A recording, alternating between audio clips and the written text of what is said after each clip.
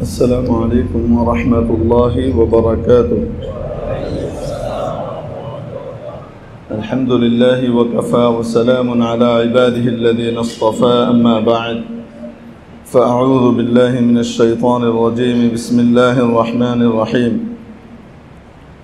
الحج أشهر معلومات، فمن فرض فيهن الحج فلا رفث ولا فسوق ولا جدال في الحج، وما تفعلوا من خير يعلمه الله، وتزودوا فإن خير الزاد التقوى، واتقون يا أولي الألباب. صدق الله مولانا العظيم. قابل صد احترام حضرات علماء ইকরাম, আজিজ তালাবা, সর্বস্তরের ধর্মপ্রাণ ধর্মভীরু মুসল্লিয়ান আযম, আল্লাহ জাল্লা শানুহু ওয়া আম্মা নওয়ালুহু আমাদেরকে তার মহান ঘরে হাজিরি দেবার তৌফিক দান করেছেন, যার মাধ্যমে আমাদেরকে সৌভাগ্যমণ্ডিত করেছেন, গৌরবান্বিত করেছেন, ধন্য করেছেন। শুকর আদায় করি আলহামদুলিল্লাহ। মানুষকে আল্লাহ তাআলা তৈরি করেছেন ইবাদতের নিমিত্তে। ইরশাদ হচ্ছে, ওয়ামা খালাকতুল জিন্না ওয়াল ইনসা ইল্লা লিয়াবুদুন। জিন এবং ইনসানকে সৃষ্টি করেছি আমি শুধুমাত্র আমার ইবাদতের জন্যে। অতএব ইবাদতের পারপাস যে সার্ভ করবে সে সফল কাম, সে ভালো। আর যে এই ইবাদতের মাত্রাকে পুরো করবে না এবং ইবাদতের উদ্দেশ্যকে বাস্তবায়িত করবে না, সে ব্যক্তি ব্যর্থ, নাকাম।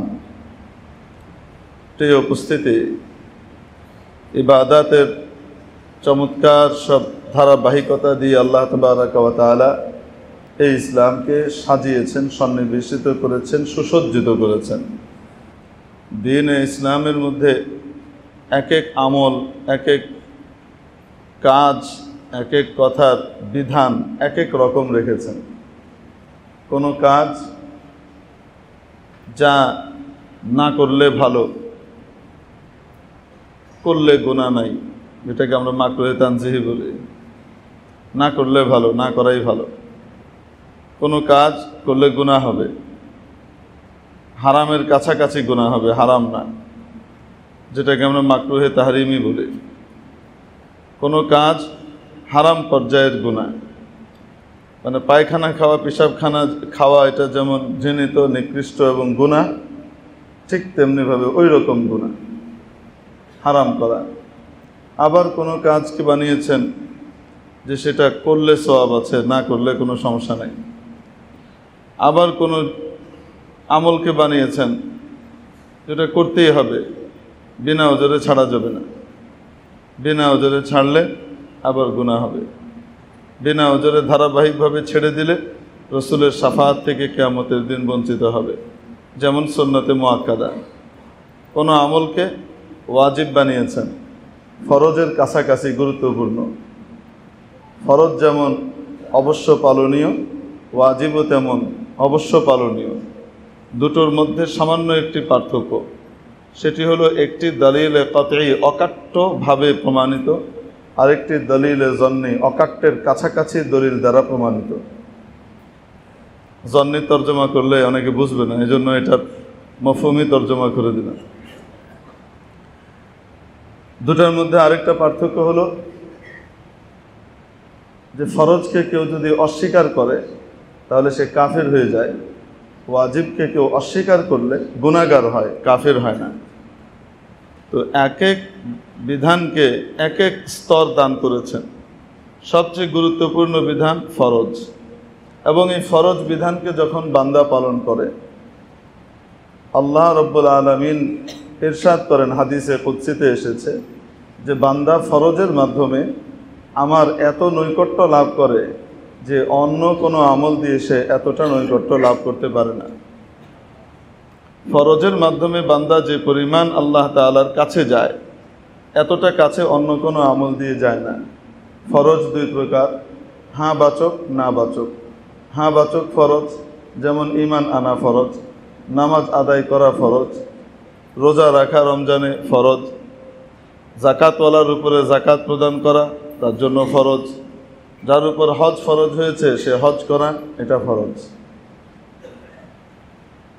এমনিভাবে বাবা মাকে খুশি রাখা, বাবা মার খেদমত করা আল্লাহর আদেশের ভিতরে ফরজ। এই সবগুলো হলো ফরজ বিধান। আবার কিছু আছে না বাচক, হ্যাঁ বাচক না, না বাচক ফরজ। চুরি না করা ফরজ, ডাকাতি না করা ফরজ, মিথ্যা কথা না বলা ফরজ, এমনিভাবে অন্যের হক নষ্ট না করা ফরজ।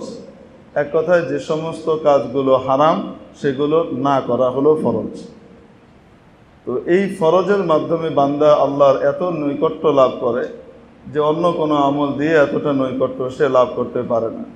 এই বিভিন্ন প্রকারের স্তরের আমল দিয়ে বিভিন্ন ধাপে ধাপে ইসলামকে আল্লাহ তাআলা সাজিয়েছেন, সুন্দরভাবে আমাদের সামনে উপস্থাপন করে দিয়েছেন। তো এক এক বিধানের এক এক স্তর, সর্বোচ্চ স্তর হলো ফরজ। এর মধ্যেও আরও উপরের যে স্তর সেটা হলো ভিত্তি আর বুনিয়াদগুলো। তো ইসলামের ভিত্তি আর বুনিয়াদ 5টি বিষয়কে আল্লাহ তাআলা বানিয়েছেন। 1 নম্বর ঈমান, 2 নম্বর ইকামাতে সালাত, 3 নম্বর আদায়ে যাকাত, 4 নম্বর সাওমে রমাজান, 5 নম্বর হজ্জু বাইতুল্লাহিল হারাম। এই 5 প্রকারের জিনিস দিয়ে আল্লাহ তাআলা ইসলামের ভিত এবং বুনিয়াদ রচনা করেছেন। আরও তো বহু গুরুত্বপূর্ণ বিধান ছিল, এগুলা দিয়ে কেন করেছেন? মুহাদ্দিসিন ইকরাম লিখেছেন ভালোবাসার বিভিন্ন ধাপের প্রতিনিধিত্ব করে এই 5টা বিধান, সেজন্য করেছেন। দুনিয়াতে মানুষ কেউ কাউকে ভালোবাসলে প্রথমে তার প্রতি আস্থা আর বিশ্বাস তৈরি হয়। আল্লাহ তাআলা ইসলামের ভিত্তি প্রথমটাই দিলেন আস্থা আর বিশ্বাস। আস্থা আর বিশ্বাসের কি অবস্থা?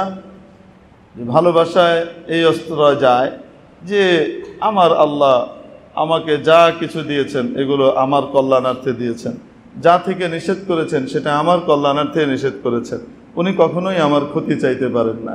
এই আস্থা আর বিশ্বাসের নাম হলো ঈমান। ভালোবাসা দুনিয়ার যখন দ্বিতীয় ধাপে যায় তখন কথাবার্তা বলতে ভাল লাগে, কথাবার্তা বলতে না পারলে মাথা খারাপ হয়ে যায়, উদাস হয়ে যায়, চেহারার ভিতরে কোনো রকমের আর কি খুঁজে পাওয়া যায় না, ঔজ্জ্বল্য লাবণ্য খুঁজে পাওয়া যায় না, কেমন যেন ম্রিয়মান হয়ে যায়, মনে হয় যেন ঝরা ফুল, এমন এক অবস্থা তার ভিতরে তৈরি হয়, কথা বলতে ভাল লাগে। আল্লাহ তাবারক ওয়া তাআলা দিলেন নামাজ, দ্বিতীয় বিধান।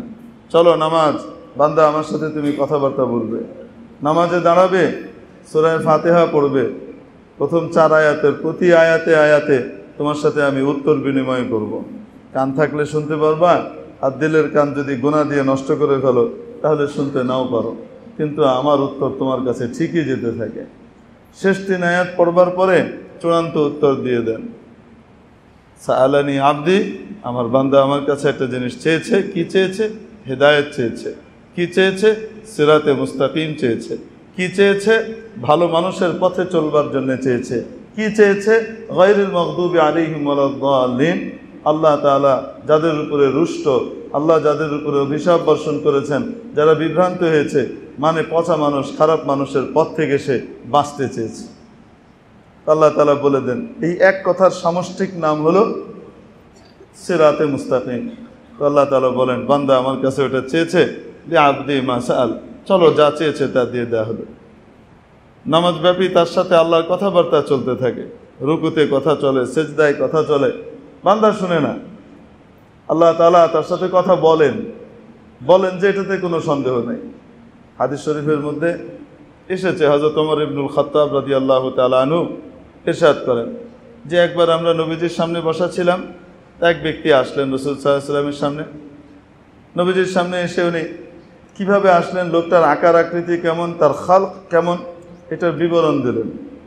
শাদীদু সাওয়াদিশ শা'r, তার চুল, দাড়ি, ভ্রু সব কিছু একদম কুচকুচে কালো ছিল, কুচকুচে কালো, অত্যন্ত সুন্দর গৌরবর্ণের কুচকুচে কালো চুল নিয়ে উনি আসলেন, কালো কেশ বিশিষ্ট। তারপর শাদীদু বায়াদিস সাওব, শাদীদু বায়াদিস সিয়াব, আর কাপড় একদম ধবধবে সাদা। লা ইউরা আলাইহি আথারুম মিনাস সাফার ওয়া লা ইয়ারিফুহু মিন্না আহাদ, তার উপরে সফরের ক্লান্তির কোনো ছাপও দেখা যাচ্ছিল না। তার মানে বোঝা গেল সে মদিনার অধিবাসী। যদি বাহির থেকে এসে থাকে তাহলে সফরের একটা ছাপ, ক্লান্তির ছাপ, তার কাপড় চোপড়ের ভিতরে একটা মালিন্য, কিছু না কিছু তো থাকবে। কিছুই নাই, একদম ফিটফাট, ধবধবে সাদা কাপড়, কুচকুচে কালো চুল দাড়ি, আর বোঝা যায় একদম পরিপাটি হয়ে এসেছে, মাত্র সেজে গুজে এসেছে। তার মানে ইনি দূরের নন, এখানকারই বাসিন্দা। আচ্ছা, অবাক বিস্ময়ের ব্যাপার হলো যে এখানকারই যদি বাসিন্দা হন তো মদিনার সবাইকে আমরা একে অপরকে চিনি। নূরজাহান রোডে যারা থাকেন পুরনোরা সবাই মোটামুটি সবাইকে চেনেন। আজ থেকে 30-40 বছর আগে যারা এখানে বসবাস শুরু করেছেন, নূরজাহান রোডের বাড়ির মালিকরা মোটামুটি একটা ব্লকের ভিতরে, একটা রাস্তার ভিতরে আশপাশে সবাই সবাইকে চেনে। অমুক অমুক ভাই, তমুক তমুক ভাই, চেনে কি চেনে না? বলা ইয়ারিফুহু মিন্না আহাদ। মদিনা একটা ছোট নগরী, এখানে আমরা সবাই সবাইকে চিনি, অথচ এই লোকটাকে আমাদের মধ্যে কেউই চিনে না। তো কেউ চিনে না দিয়ে বোঝা যায় এখানকার না, বাইরের। আবার বাহির থেকে যদি এসে থাকে তাহলে ক্লান্তি, শ্রান্তি এবং কাপড়ের ভিতরে মালিন্যের একটা ছাপ, কিছু না কিছু তো থাকবে। কিছুই নাই। অদ্ভুত এক লোক এসে এখানে হাজির হলেন। ফাসনাদা রুকবাতাইহি ইলা রুকবাতাই রাসূলিল্লাহি সাল্লাল্লাহু আলাইহি ওয়াসাল্লাম, এবং এসে মানে এত খাতির নবীজির সাথে মনে হলো, এত ভালোবাসা মনে হলো, এত পরিচয়, চেনা পরিচয়, কতদিনের যেন চেনা পরিচয়, আমরা আগে তাকে দেখিই নাই। আর এসেই নবীজির হাঁটুর সাথে নিজের 2 হাঁটু মিশিয়ে দিলেন একেবারে, মানে এত কাছাকাছি এসে বসলেন। আবার মাঝে মাঝে এই বসার পরে কথার ছলে নিজের হাতগুলোকে যেমন নিজের উরুর উপরে রাখছেন, কথার ছলে আবার নবীজির উরুর উপরেও কি করছেন, রাখছেন। পরস্পরে যখন নাকি খুব ভালো সম্পর্ক, বন্ধুত্ব এবং বন্ধুত্বপূর্ণ সম্পর্ক হয়, তখন গল্প করার সময় মাঝে মাঝে কি হয়, একে অপরের যে অবস্থায় থাকুক না কেন নিজের হাতটা অপর বন্ধুর হাতের উপরে রাখে, পিঠের উপরে রাখে। আরে এই ঘটনা ঘটলো মানে এরকম করে মারে, মানে তুমিও তোমার হাতটা দাও, এরকম করে কি করবে, বাড়ি দিবে। আবার কখনো কখনো আরে চল, এরকম এই ধরনের কি করতে থাকে, হাতে গায়ে টাচ করে। এটা একটা মহব্বত এবং ভালোবাসা আর নৈকট্যের অপূর্ব এক আলামত এবং লক্ষণ। তো এই ভদ্রলোক এসে, আমরা তাকে কেউ চিনি না, এই ভদ্রলোক এসে এখানে নবীজির উরুর উপরে নিজের হাত রাখছেন, কথাবার্তা বলছেন খুব ফ্রিকুয়েন্টলি। তো কি কথা বললেন? ইয়া মুহাম্মদ আখবিরনি আনিল ঈমান, ঈমান কি জিনিস আমাকে বলেন। তো নবীজি বললেন ঈমান এই। আখবিরনি আনিল ইসলাম, ইসলাম কি জিনিস আমাকে বলেন। নবীজি বললেন ইসলাম এই। আখবিরনি আনিল ইহসান, ইহসান কি জিনিস আমাকে বলেন। ইহসান কি জিনিস? কোরআন শরীফে বিভিন্ন জায়গায় এসেছে ইন্নাল্লাহা ইউহিব্বুল মুহসিনিন, আল্লাহ তাআলা ইহসানওয়ালাদেরকে ভালোবাসেন। ইহসানের আবিধানিক অর্থ হলো যে কোনো কাজকে সুন্দরভাবে ভালোভাবে করা। এটাকে কি বলে? যে কোনো কাজ উত্তম রূপে ভালোভাবে সুন্দরভাবে করাকে ইহসান বলে। উত্তম পদ্ধতিতে, চমৎকার পদ্ধতিতে সম্পন্ন করাকে ইহসান বলে। এটা ইহসানের আবিধানিক অর্থ। এই যে কোরবানির ঈদ আপনাদের সামনে আসছে, জানি না আল্লাহ পাক হজ নসিব করবেন কিনা। যদি করেন তাহলে হয়তো যাওয়া হবে, না করলে আপনাদের মাঝে থাকা হবে। তো রাসূল পাক সাল্লাল্লাহু আলাইহি ওয়াসাল্লাম এক হাদিসের ভিতরে ইরশাদ করেন, ওয়া ইযা কাতালতুম ফাহসিনুল কিতলা, যদি কোনো ব্যক্তি মৃত্যুর দণ্ডে দণ্ডিত হয়, কোনো ব্যক্তির ব্যাপারে যদি হত্যার ফয়সালা হয়, সে হত্যাযোগ্য অপরাধ করেছে, তাই তার ব্যাপারে সিদ্ধান্ত হয়েছে তাকে হত্যা করার, তো তাকে যখন হত্যা করবে তখন পচাভাবে হত্যা করো না, যেভাবে জানোয়াররা করে, মানুষরূপী জানোয়াররা করে। বিভিন্ন নেটের ভিতরে আপনারা দেখবেন, হ্যাঁ, একটা গরু মারে, গরু ঘুরে বেড়াচ্ছে, আর এখান থেকে একজন একটা ঘাই দিচ্ছে, ওখান থেকে একজন একটা ঘাই দিচ্ছে, গরু পাগলের মতো ঘুরতেছে, তো এখান থেকে আরেকটা ইয়ে করছে, ভেবে ঘুরতে ঘুরতে ঘুরতে ঘুরতে 2-3 ঘন্টা ব্যাপী তার রক্তক্ষরণ করিয়ে তাকে একদম কিভাবে হত্যা করে। তো এইভাবে মানুষকে হত্যা করতে ওরা। ইসলাম না শিখিয়েছে যে শত্রুকেও যদি হত্যা করতে হয় অপরাধীকেও যদি হত্যা করতে হয়, হত্যার দায়ে দণ্ডিত অপরাধীকেও যদি হত্যা করতে হয়, তাহলেও সেখানে মানবতার বহিঃপ্রকাশ আছে, সেখানেও মানবতা আছে, সেখানেও মানুষ অমানুষ হতে পারে না। ইযা কাতালতুম ফাহসিনুল কিতলা, যখন কাউকে কি করবে, হত্যা করবে, তো সেই হত্যাটাও সুন্দরভাবে করবে। আহসিনু, হত্যার ভিতরেও ইহসান করবে। তার চোখ উপড়ে ফেলবে না, তার কান কেটে ফেলবে না, তার নাক কেটে ফেলবে না, তার দাঁত উপড়ে, তার ঠোঁট কেটে, গাল কেটে তার চেহারাকে বিকৃত করবে না, তাকে তলপাতে তলপাতে মরে এরকম কষ্ট দিয়ে মারবে না। ফাহসিনুল কিতলা। হ্যাঁ, কোনো কোনো ক্ষেত্রে তাজির যোগ হয়, বিশেষ শাস্তি ওটার সাথে যোগ হয়, কারণ অপরাধ একটা করে নাই, এমন জঘন্য সব অপরাধগুলো করেছে, জাতিকে শিক্ষা দেবার জন্য তাকে আলাদাভাবে হত্যা করা দরকার। নাহলে সে কি জাতি এখান থেকে শিখবে না যে এইরকম নৃশংস মানুষের সাজাটা কেমন হতে পারে। এটা মুস্তাসনা, খুব ব্যতিক্রমী কিছু বিষয়। ওয়াইদা যাবাহতুম ফাহসিনুদ যিবহা, আর যখন নাকি জবাই করবে কোনো পশুকে, আল্লাহ তাআলা তোমাকে খাওয়ার অনুমতি দিয়েছেন, মুরগিটা তুমি বানাওনি, তোমার 14 গোষ্ঠী মিলে একটা গরু বানাইতে পারবে না, তোমার 14 গোষ্ঠী মিলে সারা দুনিয়া মিলে আমার বানানো ছাগলের অনুরূপ আরেকটা ছাগল বানাই দিতে পারবে না। এখান থেকে আমার বানানো জিনিস তাদেরকে তোমাদেরকে খাওয়ার অনুমতি দিয়েছি, তোমাদেরকে অনুমতি দিয়েছি যে তোমরা এদেরকে খাও, এরাও আমার মাখলুক, তোমরা যেমন আমার মাখলুক এরাও আমার মাখলুক, অতএব এদেরকে অতিরিক্ত কষ্ট দিও না। জবাইয়ের সময় কি করবে রাসূল সাল্লাল্লাহু আলাইহি ওয়াসাল্লাম শিখিয়ে দেন, ছুরিটাকে খুব ভালো করে ধার দাও, ছুরিটাকে খুব ভালো করে ধার দাও, জানোয়ার তলায় ফেলে হাত পা বেঁধে তার উপরে তা 4-5 জন চেপে বসে যেন গরু নড়তে না পারে, তারপরে লিস্টি বের করছে, কোরবানি কবুল হবে মানে কবুল হবে না, বাপের নাম, ঠিকানা, প্লট নাম্বার, ফ্ল্যাট নাম্বার, বাপের নাম, মায়ের নাম, ঠিকানা, এই সব কিছু বিস্তারিত বলে আসল ঠিকানা, বর্তমান ঠিকানা, আসল ঠিকানা, এই সব করতেছে, পেড়ে টেড়ে, নাইলে আল্লাহর কাছে তো কোরবানি কবুল হবে না। আল্লাহ জানে না কে কে এখানে শরীক আছে? বলেন না কেন? আল্লাহ জানেন না এই কোরবানির ভিতরে, এই গরুর ভিতরে কয়জন শরীক আছে? তাদের বাপের নাম কি, মায়ের নাম কি আল্লাহ জানেন না? আপনাদের কি মনে হয় আল্লাহ ভুলে গেছেন? আল্লাহ বুড়া হয়ে গেছেন, ইদানিং ভুলে যান, আগে আল্লাহ সব মনে থাকতো, এখন আল্লাহ মাঝে মাঝে কিছু ভুলে যায়, এরকম নাকি? তো আল্লাহ জানেন না? তো তাহলে এই লম্বা ফিরিস্তি জানোয়ার ফেলে দিয়ে তারপরে যে ফিরিস্তি পড়া বেদাত না, শুধু জঘন্য রকমের অমানবিক কাজ, কোরবানি নষ্ট হওয়ার মতো কাজ হতে পারে।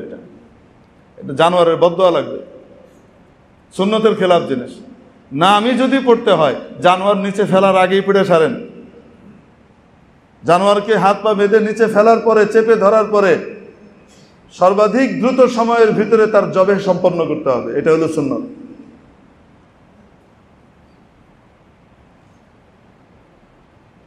ফালিয়াহুদ্দা সুফরাতাহু, সেজন্য তার ছুরিকে খুব ভালো করে কি করে, ধার দিয়ে নেয়, খুব ভালো করে যেন ধার দেয়। বা শুধু চাপ দিয়ে লাগাতে দেরি, চামড়াটা কাটতে দেরি, ভেতরের রগগুলো কাটতে 1 মুহূর্ত দেরি হয়নি, খাটাখাট তার জবাই হয়ে গেছে। 2-3 পচে, মাশাআল্লাহ দেখবেন যারা ভালো জবেহ পারে এবং খুব ভালো ছুরিও তার খুব ভালো, আপনি দেখবেন বেশি লাগে না, 3 থেকে 4 পচে কি হয়ে গেছে। একবার নিয়েছে, দ্বিতীয়বার এনেছে, তৃতীয়বার নিয়েছে, চতুর্থবার আনা লাগে না অনেক সময়, তারপরেও আনে যে রগ যেন কোনোটা আবার বাকি না থাকে। গরু জবাই হয়ে গেছে। আবার ওদিকে মুরগি জবাই করতেছে, কাঁচায় রয়েছে তলার থেকে, কই থেকে মানে সেই তার দাদার আব্বার আমলের, বাবা আদমের আমলের এক ছুরি বের করে লয়েছে, জং টং লেগে শেষ। এই ছুরিতে ধার আছে কিনা এটা এখন পরীক্ষা চলবে এই মুরগির উপর দিয়ে, এরকম করে কোনো মতো ডলা দিয়ে তারপরে ঘষতেই আছে, ঘষতেই আছে, মুরগির ঘাড় ভেঙে যাওয়ার উপক্রম হচ্ছে, তার চামড়া কাটে না। এরকমও মাশাআল্লাহ আমাদের মধ্যে নেককার মানুষ আছে না নাই? ইসলাম মানুষকে মানুষ বানায়, ইসলাম অমানুষকে মানুষ বানায়, জানোয়ারকে মানুষ বানায়। ইসলামের পদ্ধতিগুলো এত সুন্দর, খুঁটি নাটি কোনোটাই বাদ দেওয়া হয় নাই। একদম সমাজের বিচ্যুতির ছোট থেকে নিয়ে বড় পর্যন্ত, পারিবারিক ব্যক্তিগত বিচ্যুতির ছোট থেকে নিয়ে বড় পর্যন্ত সব কিছুকে সুন্দরভাবে এটাকে সামাল দেওয়া, ওটাকে বাদ দিয়ে এটার বিপরীত পদ্ধতি কোনটা, সুন্দর পদ্ধতি কোনটা, ইসলাম শিখিয়ে দিয়েছে। তো যাই হোক, বলছিলাম ইহসান কাকে বলে। ইহসানের আবিধানিক অর্থ যে কোনো কাজকে খুব সুন্দর উপায়ে চমৎকার উপায়ে আঞ্জাম দেওয়া, উত্তম পদ্ধতিতে এটিকে সম্পাদন করা। তো নবীজি এই হাদিসের ভিতরে বলছেন যে যখন তোমরা জবাই করো তো সে জবাইটাও উত্তম পদ্ধতিতে করো। আমি তখন ছোট, আমার বয়স সম্ভবত 5-6 না 7-8 হবে, যে বাড়িতে থাকতাম সেখানকার বয়স হিসেবে বলছি। তো ওখানে কোরবানির দিন গরু জবাই হবে, তো গরু জবাইয়ের জন্য আমরা দেখার জন্য বের হয়েছি, ছোট বাচ্চা, আমরা হেঁটে হেঁটে দেখছি। তো এক জায়গায় গিয়ে দেখি গরু তো মাশাআল্লাহ সব জবাই হয়ে যাচ্ছে। এক জায়গায় গিয়ে দেখি এক ভদ্রলোক, দেখে শুনে মনে হয় খুব শিক্ষিত মানুষ, অফিসার টাইপের মানুষ। আর শরিকদের ভিতরে যদি একজন একটু অফিসার সাহেবের হয়, বড় অফিসার হয়, তাহলে তার মাতব্বরিটা একটু ভিন্ন টাইপের হয়, ঠিক আছে? তো এখন উনি মাসলা দিলেন, ফতোয়া দিলেন, নাম, বাবার নাম, স্থায়ী অস্থায়ী ঠিকানা না বললে কি হবে না, কোরবানি হবে না। হুজুর এতক্ষণ দেখলাম সবগুলা জবাই করে আসছেন, ধমাধম ধমাধম। মসজিদের ইমাম সাহেব হুজুর দেখলাম জবাই করেছেন, কোনোটাই কিছুই দরকার হয় নাই, বিসমিল্লাহ আল্লাহু আকবার পড়েছেন আর কি করেছেন, ধামধুম জবাই করেছেন, মাশাআল্লাহ করে টুরে চলে আসছেন। এইখানে এসে এই গরুকে ফেলে দেওয়া হয়েছে যথারীতি বেঁধে, ফেলার পরে তার উপরে 4-5 জন চেপে বসেছে। সেই গরুর এরকম জিভ বেরিয়ে গেছে, নাক দিয়ে ফেনা বেরোচ্ছে, মুখ দিয়ে, মানে এই চাপের ঠেলায় তার অবস্থা খারাপ। আর তার ভিতরে কি চলতেছে, নামের তেলাওয়াত চলতেছে। এই নামের তেলাওয়াত করতে করতে এক পর্যায়ে গরু পায়খানা করে দিল, হেগে দিল। এই দৃশ্য এখনো আমাকে তাড়িত করে, ছোটবেলার কচি মনের এই দৃশ্য, এই দাগ আজ পর্যন্ত মুছেনি আমার কাছে। এই লোকগুলাকে অমানুষ মনে হয়েছে, আর মনে হয়েছে এরা কি আসলেই কোরবানি কি আসলে এটাকে বলে, এটা কি সুন্দর করে কোরবানি হলো, এখানে কি হচ্ছে এগুলা। তখনও কিন্তু মাসলা টাসলা কিছুই পড়ি নাই। কিন্তু একজন মানুষ হিসেবে আপনার কাছেও এটা খারাপ লাগবে যে এটা কোন ধরনের পদ্ধতি। এখন বলেন, এটা কি পদ্ধতি? না, এটা পচা পদ্ধতি। এই একটা পচা কাজ করার কারণে কোরবানি এটা আল্লাহর কাছে কবুল নাও হতে পারে, আল্লাহ নারাজ হয়ে যেতে পারে।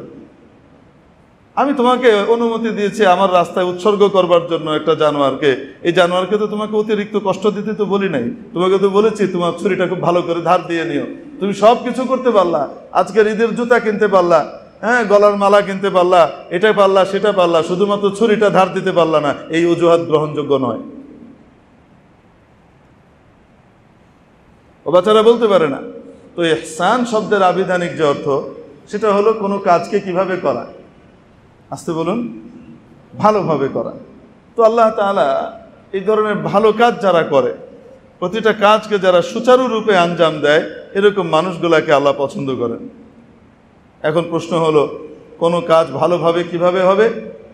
সে সবচেয়ে ভালো পদ্ধতি আল্লাহ তাআলা নবীজির মাধ্যমে আমাদেরকে প্র্যাকটিক্যালি শিখিয়েছেন। যেটাই সুন্নত তরিকায় হবে ওটাই ভালো পদ্ধতিতে হবে, ওটাই সবচেয়ে সুন্দর তরিকা পৃথিবীর। এটা তো হলো ইহসানের আবিধানিক অর্থ, এটা তো সাহাবীরা সবাই জানেন। কিন্তু এখানে ইসলাম এবং শরীয়তের পরিভাষায় আরেকটা অর্থের দিকে ইঙ্গিত করা হচ্ছে, আরেকটা অর্থের কথা বলা হচ্ছে, পারিভাষিক অর্থ। সালাত শব্দের আবিধানিক অর্থ কাঠ, আগুনের তাপ দিয়ে বাঁকা কাঠকে সোজা করা। অর্থাৎ দেখবেন অনেক সময় যারা কাঠুরিয়া আছে, তারপরে যে আপনার কি বলে সমিলের মানুষ যারা, বা কাঠ মিস্ত্রি যারা, এনারা অনেক সময় কি করেন, কাঠ সিজন করেন না, কি যেন বলেন না, এই সিজন করা মানে পানি শূন্য করে একদম শুকিয়ে ফেলা, এটা একটা। আবার কোনো বাঁকা কাঠকেও যদি সোজা করতে হয় সেটারও একটা পন্থা আছে। আমাদের দেশে হয়তো এই পন্থাটা প্রচলিত নয়, আরবে ছিল। বাঁকা কাঠকে আগুনের তাপ দিয়ে, হিট দিয়ে কি করা হতো, সোজা করা হতো। সালাত শব্দের আবিধানিক অর্থ হলো এটা। সালাত শব্দের আবিধানিক অর্থ দোয়া। সালাত শব্দের আবিধানিক অর্থ তাহরিকুস সালাওয়াইন, দুই কুমড়াকে নাচানো, ঠিক আছে, মানে নিতম্ব আছে না, এই নিতম্বকে নাড়াচাড়া দেওয়া, এটাকে কি বলে, সালাত বলে। এটা আবিধানিক অর্থ। কিন্তু ইসলামের পরিভাষায় সালাতের আরেকটা অর্থ আছে না নাই? সালাত কোনটা? যেটা আপনারা একটু পরে আদায় করবেন, যেটা মসজিদে ঢুকেই আপনারা 2 রাকাত আদায় করেছেন না, এটা হলো সালাত। এটা পারিভাষিক অর্থ।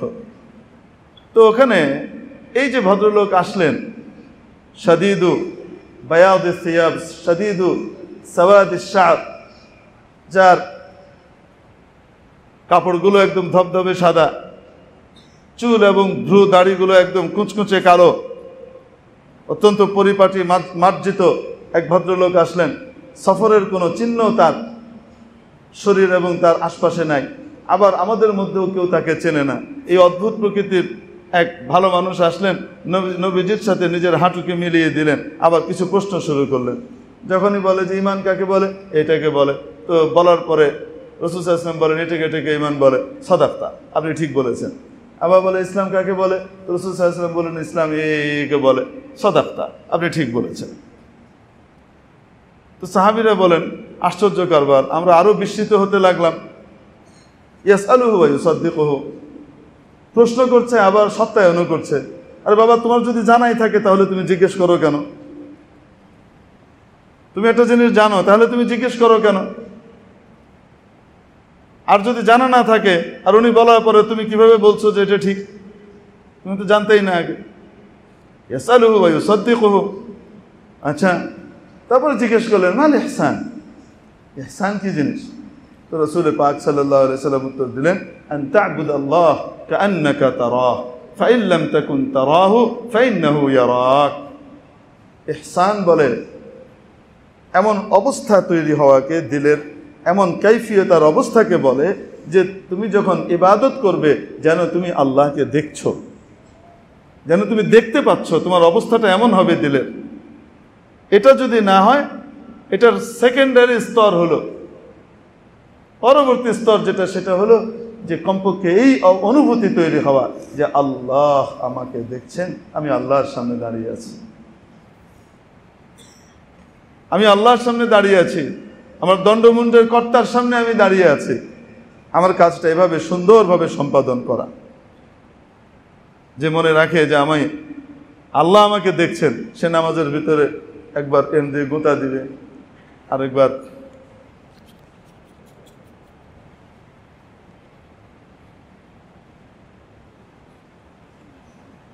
এগুলি করবে, নামাজের ভিতরে একবার ডানে একবার বামে, এই পায়ে একবার ওই পায়ে, এরকম গোতাগাতি এগুলা করবে। বলে না কেন? হ্যাঁ,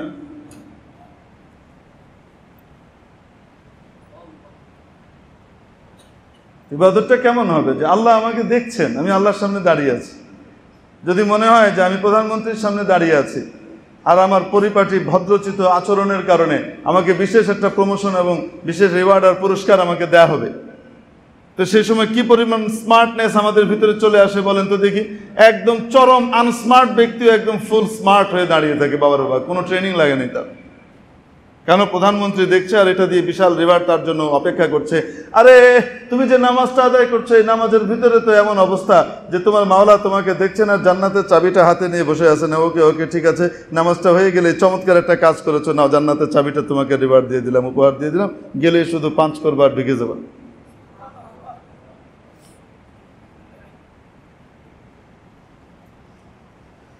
আল্লাহ আন তা'বুদাল্লাহ কাআন্নাকা তারাহু ফাইন লাম তাকুন তারাহু ফাইন্নাহু ইয়ারাক। প্রত্যেকটা জিনিস এভাবে করা। তো নামাজের মধ্যে বান্দা আল্লাহর সাথে কথাবার্তা বলে, সে শুনতে পায় না, কিন্তু ওই অনুভূতিটা আনবার জন্যই আহলুল্লাহ এবং আল্লাহওয়ালার সোহবতে যাওয়া লাগে, আল্লাহওয়ালাদের সাথে উঠা বসা করা লাগে, জিকিরওয়ালাদের সংস্রবে যাওয়া লাগে। যারা জাকেরিন শাকেরিন, দেখেন আবার ভণ্ড জাকেরদের কাছে চলে যায় না, নাম জাকের হইলেই জাকের হয় না। নাম জাকের হইলেই জাকের হয় না। জিকিরওয়ালাকে কি বলে? জাকের বলে। জিকির মানে কোরআনের প্র্যাকটিক্যাল আমল। এই জন্য ইন্না নাহনু নাজ্জালনা যিকরা, কোরআনের ব্যক্তি ঘটানো হয়েছে, মানে কোরআনের পরিচয় দেওয়া হয়েছে কিভাবে? যে আমি নিশ্চয়ই, আমি এই জিকিরকে আমি অবতীর্ণ করেছি।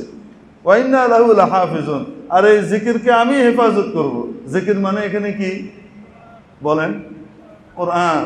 এই কোরআনের অবতরণকারীও আমি, অবতীর্ণকারীও আমি, আর এর হেফাজতকারীও আমি। আল্লাহ বলছেন ফাসআলু আহলা যিকরি ইন কুনতুম লা তা'লামুনা বিল বায়িনাতি ওয়াজ যুবুর। আসমানি কিতাবের ইলম যদি তোমাদের কাছে না থাকে তো যাদের কাছে কোরআনের ইলম আছে এদেরকে জিজ্ঞেস করে নাও, তা বলে দিবে।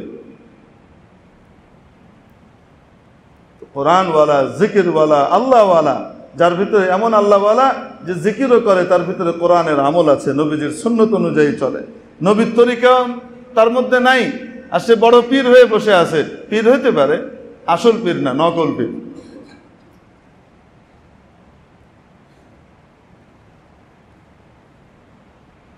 আর যদি আল্লাহওয়ালা হয়, নেককার হয়, পরহেজগার হয়, সুন্নতের বাইরে একটা কদম রাখে না, আল্লাহ নবীর সুন্নতের উপরে পরিপূর্ণ আমল করে চলে, ইনি হলেন আসল আল্লাহওয়ালা। যেন অন্তরের এই অনুভূতি অর্জন করবার জন্য আল্লাহওয়ালার সোহবতের বিকল্প নাই। দিন আর ইসলাম আর কোরআন, কোরআনের জ্ঞান, ইলম এবং তার ছটা এমনি এমনি আসে নাই, সোহবতের মাধ্যমে এসেছে। সোহবত মানে সংস্পর্শ। পৃথিবীতে দিন ইসলামের ক্ষেত্রে যত বড় বড় পদ পদবী আর পোস্ট আছে, যত উপাধি আছে, কত বড় উপাধি! ইনি কি? ইনি একজন মাওলানা সাহেব, আরেকটু বড় মাওলানা হজরত মাওলানা, আরো বড় মাওলানা, আচ্ছা ঠিক আছে, হজরত মাওলানা মুফতি, আরো অনেক উপরের মাওলানা, আল্লামা অমুক। ঠিক আছে, এক এক যুগে এক এক রকমের কি চলতে থাকে, উপাধি চলতে থাকে। কোন যুগে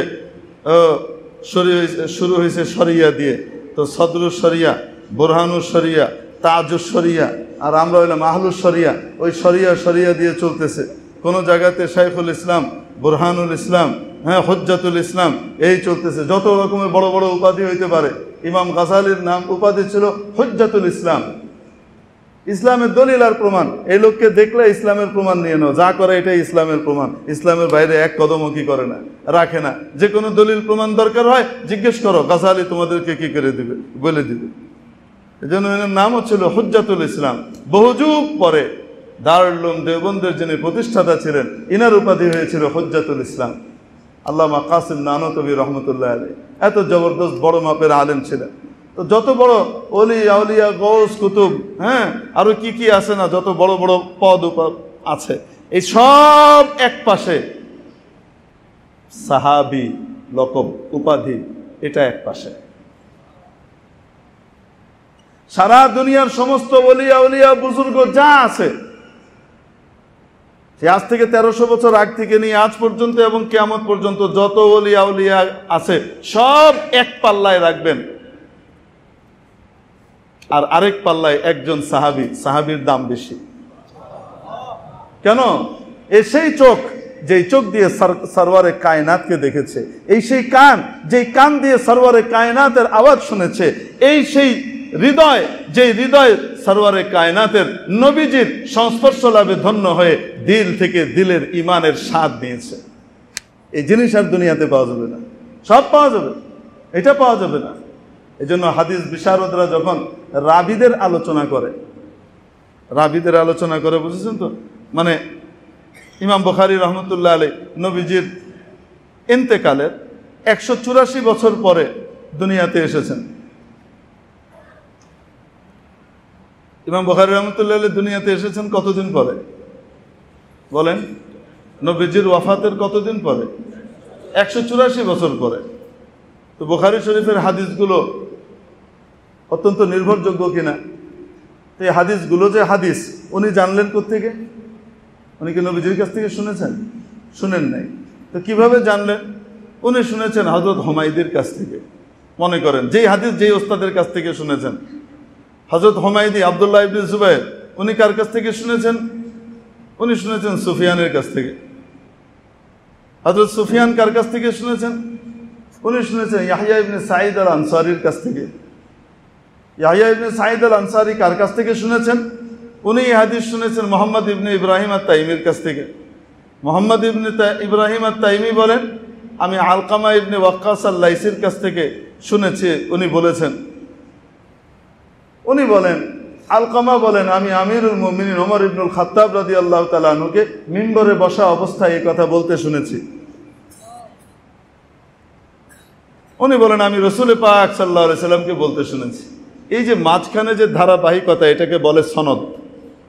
এই সনদের প্রতিটি ব্যক্তি এক একজন রাবি। বুঝতে পারিনি? এই যে ধাপগুলা, এই ধাপগুলা এক একটা ধাপ এক একজন রাবি। প্রত্যেক রাবির ব্যাপারে চুলচেরা বিশ্লেষণ করা হয়, আলোচনা করা হয়। ওনার মেধা শক্তি কি ধরনের ছিল, একবার মুখস্থ করেছেন জীবনে আর ভুলেন না, এই টাইপের। ও আচ্ছা ঠিক আছে, তাহলে এনে 1 নম্বর ক্যাটাগরির রাবি। শুধু মেধাবী তাই নয়, আমল আখলাকের দিক থেকে উনি কেমন, জীবনে কোনোদিন মিথ্যা কথা বলেছেন এর প্রমাণ পাওয়া যায়নি। ইসলামের বিপরীত কাজ করতেন না, কোনো হারাম কাজ কোনোদিন করেছেন বলে খবরই পাওয়া যায়নি। এই টাইপের মানুষ সমসাময়িক সকলে স্বীকৃতি দিয়েছে ইনি এরকম ভালো মানুষ, তাহলে ইনি একজন আদেল। এই ইত্যাদি বিশ্লেষণ করা হয় ইনি কোন স্তরের কি কি, তারপরে নির্ধারণ করা হয় উনি কি A+ গ্রেডের রাবি, নাকি A গ্রেডের রাবি, নাকি A- গ্রেডের রাবি, নাকি B+ গ্রেডের রাবি, নাকি B গ্রেডের রাবি, না C গ্রেডের রাবি, নাকি একদম গোড়ার ডিম যে ঢুকলে ভালো রেবায়ত মৌজু হয়ে যায়, যে বেটা সিলসিলায় ঢুকলে যেহেতু মিথ্যা কথা বলে অভ্যস্ত এটা জানা আছে, অতএব এর কারণে এই হাদিসটাকে কি বলে দেওয়া হবে যে হাদিস আসলে মৌজু। আসলে রাসূল সাল্লাল্লাহু আলাইহি ওয়াসাল্লামই বলেছেন, এই কথায় সে মিথ্যা কথা বলে নাই, কিন্তু তারপরও তার কারণে হাদিসের নাম দিয়ে দেওয়া হবে যেটা হাদিস নয়। বুঝতে পারি নাই। তো রাবির এই যে ধাপ, এই ধাপগুলো নিয়ে আলোচনা করা হয় একটা হাদিসের বিশ্লেষণের সময়। সাহাবীর ব্যাপারে কি আলোচনা, সবার ব্যাপারে আলোচনা হবে, কিন্তু সনদের শেষ মাথা নবীজির সাথে যার সম্পর্ক, যার মাধ্যমে সেই সাহাবী পর্যন্ত যখন যায়, শুধু একটাই শব্দ লেখা হবে সাহাবিয়ুন, উনি একজন সাহাবী, ব্যাস। আর কিচ্ছু দেখার নাই, কিচ্ছু বলার নাই। ওনার আমল আখলাক কি ছিল প্রশ্নই আসে না, দেখারই বিষয় না।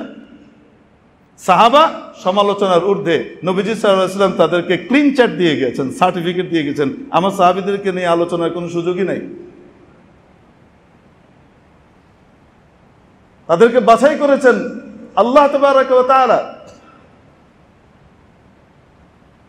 আবাররাহুম কুলুবান ওয়া আ'মাকাহা ইলমান ওয়া আকাল্লাহুম তাকাল্লুফান। ইবনে মাসউদ রাদিয়াল্লাহু তাআলা সাহাবীদের বিবরণ দিয়েছেন, তাদের দিল একেবারে পবিত্র, তাদের ইলম অত্যন্ত গভীর, ভাষা না। তোমাদের সকলের মধ্যে সবচেয়ে গভীর সাহাবীদের ইলম। আর কি লৌকিক কথা বলতে কিছু নাই, কোনো সত্য কথা বলতে সেটা যেমনই হোক না কেন কোনো দ্বিধা নাই, ধাম করে বলে দিবে।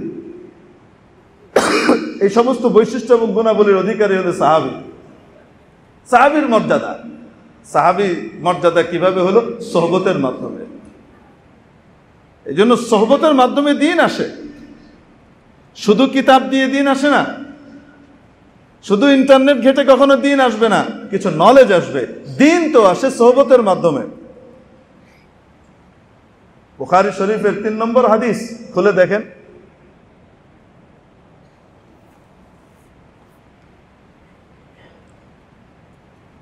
হযরত ইয়াহইয়া ইবনে বুকাইর থেকে রিওয়ায়াত করছেন হযরত ইমাম বুখারী রাহমাতুল্লাহ আলাইহি। উনি বলেন আমাকে লাইস ইবনে সাদ বর্ণনা করেছেন, উনি বলেন আমি উকাইল থেকে বর্ণনা করেছি, উনি বলেন আমি ইবনে শিহাব জুহরি থেকে বর্ণনা করেছি, উনি বলেন আমি উরওয়া ইবনে জুবাইর থেকে বর্ণনা করেছি। তিনি বলেন হযরত উম্মুল মুমিনিন আয়েশা সিদ্দিকা রাদিয়াল্লাহু তাআলা আনহা আমাদেরকে হাদিস শুনিয়েছেন, আউয়ালু মা বুদিয়া বিহি রাসূলুল্লাহ সাল্লাল্লাহু আলাইহি ওয়াসাল্লাম মিনাল ওয়াহয়ি আর-রুয়া সালিহা ফিন নওম। ফিল মানাম, নবীজি সাল্লাল্লাহু আলাইহি ওয়াসাল্লামের ওহীর সূচনা ঘটে যখন, তখন উনি স্বপ্নের মধ্যে খুব সুন্দর সুন্দর জিনিস দেখতেন। ফাকানা লা ইয়ারা শাইআন ফিল মানাম ইল্লা জাআ মিসলা ফালকিস সুবহি। যাই দেখতেন স্বপ্নে হুবহু এবং প্রভাত রশ্মির মতো সেটা উদ্ভাসিত হয়ে বাস্তবে প্রমাণিত হতো। যাই দেখতেন স্বপ্নে সেটাই বাস্তবায়িত হতো। এটা কি সকলের হয়? তার মানে বোঝা গেল উনি সাধারণ মানুষ নন, উনি মানুষ, কিন্তু অন্যদের মতো নন। কেন? ওনাকে ওহীর জন্য নির্বাচিত করা হচ্ছে, ওনাকে ওহী দেওয়া হবে, প্রত্যাদেশ দেওয়া হবে, আগের থেকেই তার কনফিডেন্স গ্রো করা হচ্ছে। সুম্মা হুব্বিবা ইলাইহিল খালা, এরপরে ওনার কাছে নির্জনতাকে প্রিয় করে দেয়া হলো। লোকালয় পছন্দ করেন না, মানুষের সাথে কথাবার্তা বলা, ঝঞ্ঝাটে থাকা, এগুলো আর পছন্দ করছেন না। ফাকানা ইয়াখলু বিগারি হিরা, তিনি নির্জনতা অবলম্বন করতেন গারে হেরায়। যারা আপনারা হজে যাবেন, গারে হেরা দেখেন, আর হজের পরে হলে একটু গাড়ে হেরা ঘুরে এসেন। এখন তো খুব সুন্দর রাস্তা হয়ে গেছে, সিঁড়ি টেড়ি করে দিয়েছে, মানুষ ইতমিনানের সাথে উঠে পড়ে। আমরাও যখন উঠেছি 2007-এ, যখন আমি প্রথম উঠি, 2010-এ উঠি, আল্লাহু আকবার, কিছুই নেই। কিন্তু তারপরেও কিছু কিছু সিঁড়ি করে দেয়া ছিল, ওই ধাপগুলা করা না থাকলে আরো কষ্ট হতো উঠতে। কিছু ধাপ করে দেয়া ছিল, এখন ওটাকে আরো অনেক সুন্দর সিঁড়ি টিড়ি করে দেয়া হয়েছে। পারলে উঠে গিয়ে সর্বপ্রথম ওহী কোথায় নাজিল হয়েছে, কোরআন সর্বপ্রথম কোথায় অবতীর্ণ হয়েছে নবীজির উপরে, সেই জায়গাটা একটু দেখে এসেন। আমাদের বাংলাদেশিরা এই সমস্ত ক্ষেত্রে অনেক পিছনে, সোনা কিনায় অনেক আগে। সোনা কোথায় সস্তা পাওয়া যাবে গোপনে আসতে করে জিগায়, মানে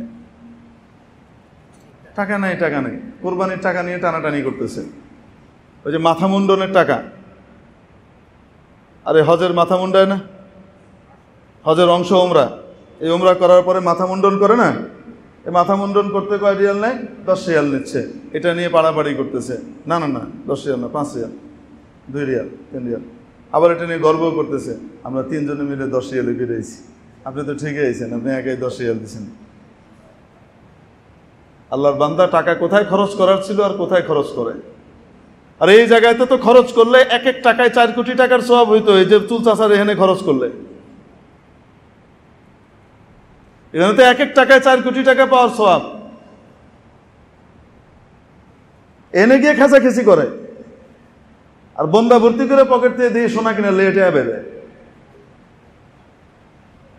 কিছু মনে করেন না, এই চিত্র যেটা বললাম এটা কি খুব মানে উল্টো বলেছি না? এরকমই, হ্যাঁ। তোমাদের হাজী সাহেবরা মার্কেট খুব দেখে মাশাল্লাহ, গাড়ে হেরা দেখার সময় তাদের নাই, গাড়ে শহর দেখার সময় নাই, ইসলামের ঐতিহাসিক জায়গাগুলো দেখবার মতো সময় তাদের নাই। কোথায় সময়? মার্কেটে মার্কেটে ঘোরার ভিতরে সময় আল্লাহর রহমতে প্রচুর পরিমাণে আছে। তো এই টাইপের হাজী সাহেব ঘরে ফিরে আয়া ঘুষ আর দুর্নীতি নতুন মাত্রায় বাড়াবে না তো কি কমাবে না কি, চিন্তা করবো, খরচ যা ফিরে এসে আবার উঠাই দিব। আল্লাহ হেফাজত করেন, আমি তো ওই উপরে নবীজি সাল্লাল্লাহু আলাইহি সাল্লাম কি করেন? ধ্যান করেন। ফায়াতাহান্নাসু ফি, ওখানে উনি তাহান্নুস করতেন।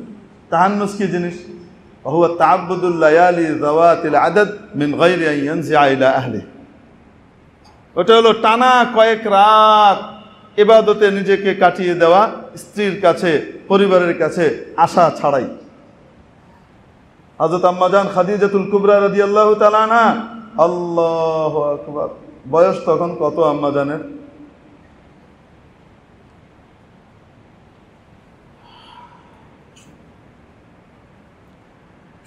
আম্মা জানের বয়স তখন 55-র উপরে, 55-র মতো বয়স। এই অবস্থায় কয়েকদিনের খাবার পানি এগুলো সব কাঁধে করে নিয়ে, নবীজির যা লাগে এগুলো কাঁধে করে নিয়ে ওই উপরে উঠে নবীজিকে দিয়ে আসতেন। আপনি ইবাদত করেন, বাসায় আসা দরকার নেই, আপনি আপনার মতো থাকেন, আমি খাবার দাবার সময় মতো দিয়ে যাব। এই ছিল স্ত্রী। আল্লাহু আকবার। তো ওইখানে হযরত জিবরিল আলাইহিস সালাম এসেছেন। জিবরিল আলাইহিস সালাম এসে বলছেন, ইকরা, পড়েন। ইকরা বিসমি রাব্বিকাল্লাযী খালাক, খালাকাল ইনসানা মিন আলাক, ইকরা ওয়া রাব্বুকাল আকরাম আল্লাযী আল্লামা বিল কলম, আল্লামাল ইনসানা মা লাম ইয়ালাম। পড়েন। নবীজির মতো মেধাবী মানুষ তো পৃথিবীতে আর কোনোদিন আসে না, আর কোনোদিন আসবেও না। আর যে কোরআন নাজিল করলে একটুখানি, এটা তো আরবি ভাষায় নাজিল করেছে। নবীজি নিজেই বলেন যে আমি শ্রেষ্ঠতম আরবি সাহিত্যিক, আরবি সাহিত্যের সর্বোচ্চ চূড়ায় আরোহণকারী আমি।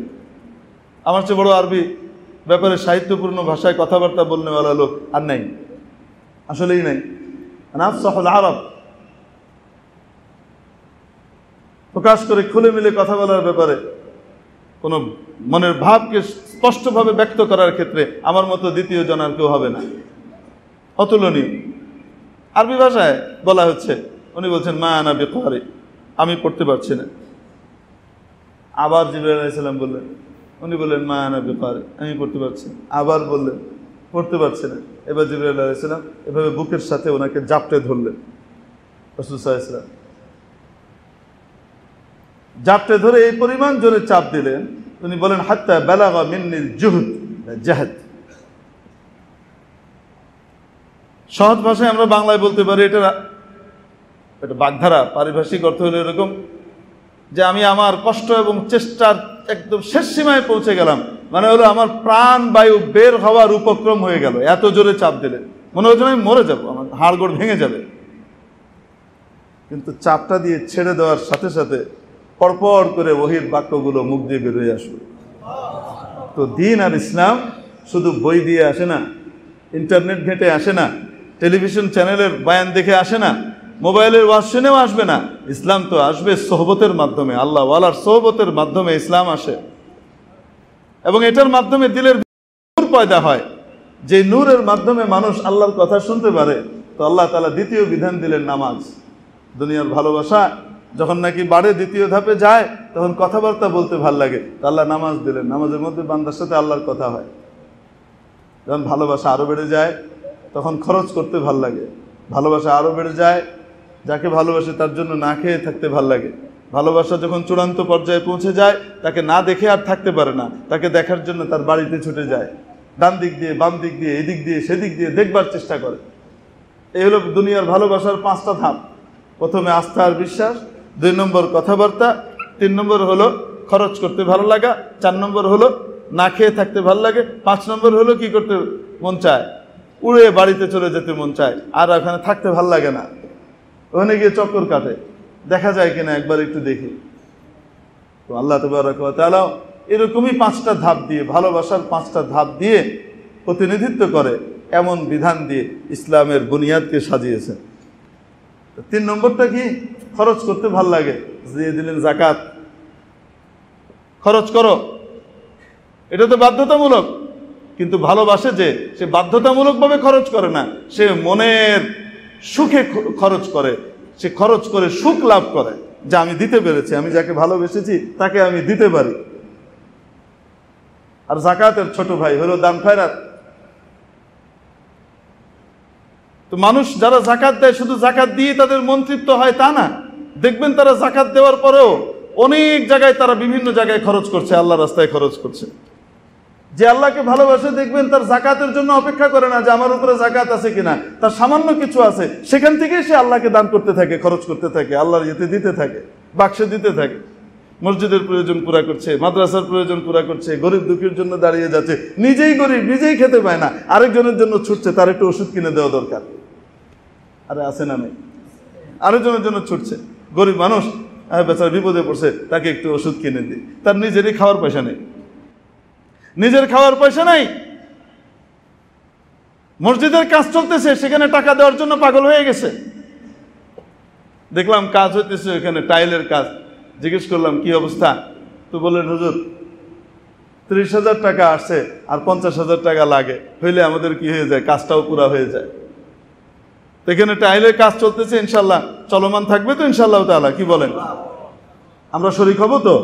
আল্লাহ কবুল করে না। আমি 1000 টাকা করে শরীক হবো, দেখি তো 1000 টাকা দিবে মাত্র কয়জন? আমি 50 জন লোক চাই। 1 2 3 4 5 6 7 8 9 10 11 12 13 14 50 পুরা হলে বন্ধ।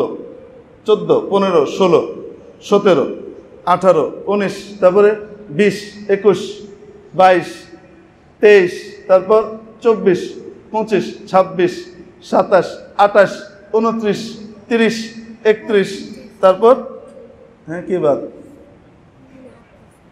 31, তারপরে 32, ওই যে একজন মাশাআল্লাহ আফিফ 33, আমাদের রাকিব সর্দার ভাই ইকবাল রোডের 34 35 36 37 8 উপরে না, ও 38 39, তারপর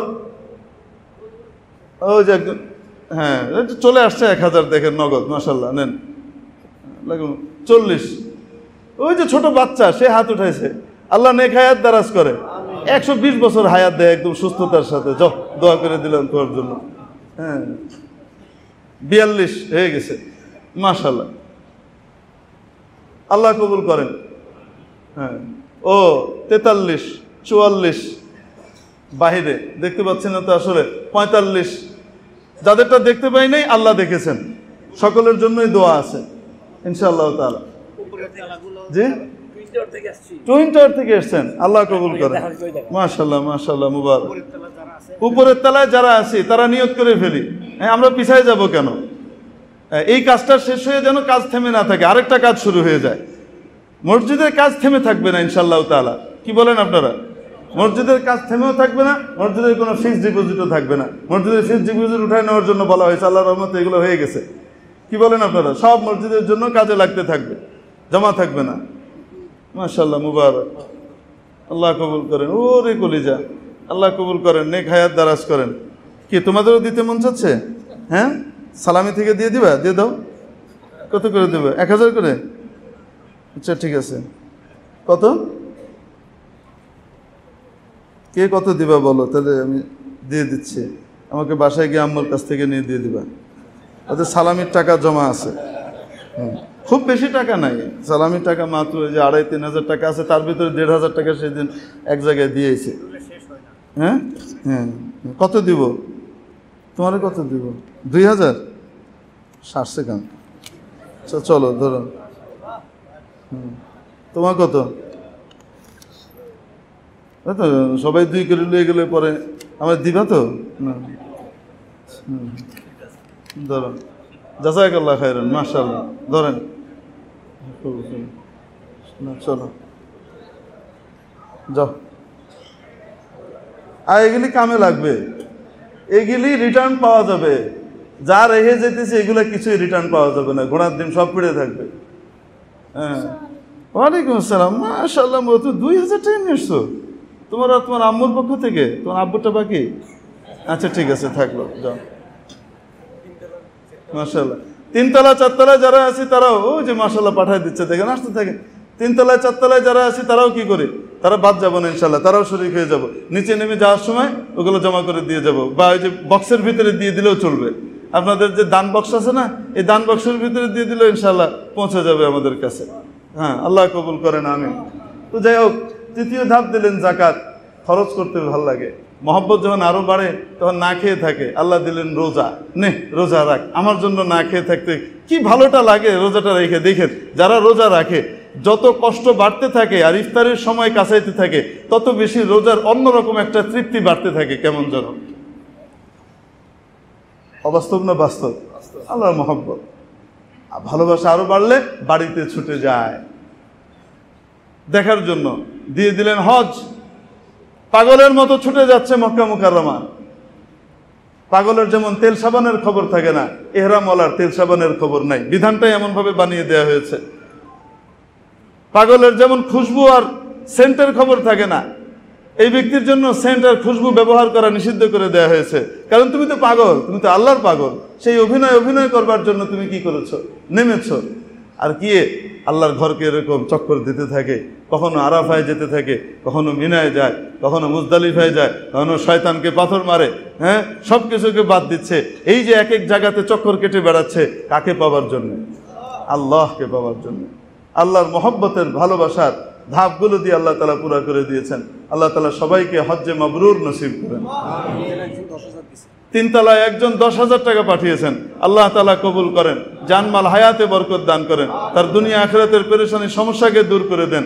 যারা এখানে দান করেছেন, শরীক হয়েছেন, নিয়ত করেছেন, তাদের প্রত্যেকের দুনিয়া আখিরাতের সমস্যার সমাধান আল্লাহ করে দেন এবং রিজিকের ভিতরে বরকতের ফয়সালা করেন।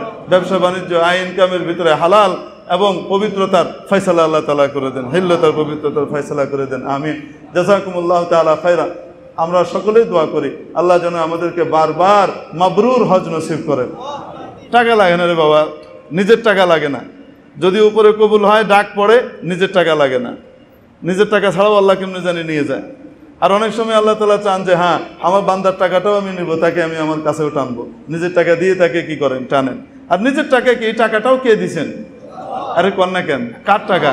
উনার টাকা উনাকে দিচ্ছি। তারপরও শয়তান পিছন থেকে কয় দিস না, খালি ইজু। আরে কয় কি কয় না? শয়তানের মুখে লাথি মারতে পারলে জান্নাত একদম কাছে। আল্লাহ তাবারাক ওয়া তাআলা কবুল করে নেন। যারা হজে যাচ্ছেন তাদের হজকে কবুল করেন, সালিমান গানিমান সালিমিনা গানিমিন, একদম পরিপূর্ণভাবে সুস্থ অবস্থায় আবার আমাদের মাঝে পরিপূর্ণ হজকে পালন করে ফিরে আসবার তৌফিক দান করেন। ওয়া আখিরু দাওয়ানা আলহামদুলিল্লাহি রাব্বিল আলামিন। 4 রাকাত ক্বাবলা জুমা সুন্নাত পড়ে নেন।